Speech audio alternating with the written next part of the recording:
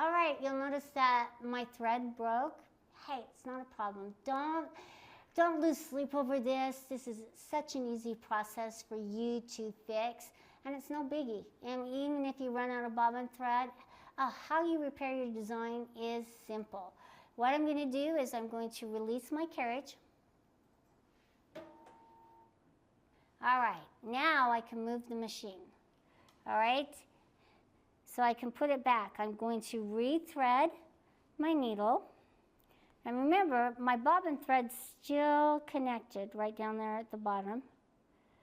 So as I thread it, I'm going to quickly thread it.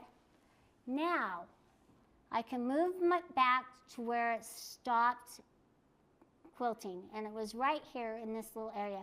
But notice how close it is. I'm going to bring it back just slightly, all right? So it may overstitch on an area. You could unpick just a little bit so you have a free area where you can align it. I'm going to tap on Repair Pattern. It's right here next to the release carriage. Okay, now it opens up our Repair Pattern screen. When you look at the screen, you'll notice a little button that says Closest Stitch.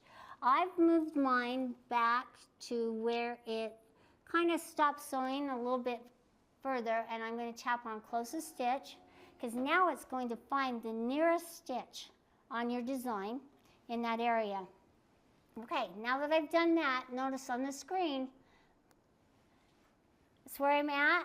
I'm going to use my single stitch right here to make sure that I'm just right on, and I am. I'm going to pull up my bobbin thread and cut it. All right. Just going to cut it right here.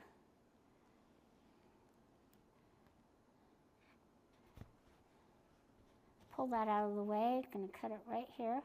And later on I can really fix that little area with that little tail. And now I'm going to tap on Sew. So make another tie-off stitch.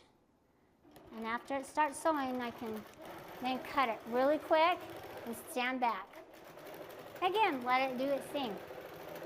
See? That was simple.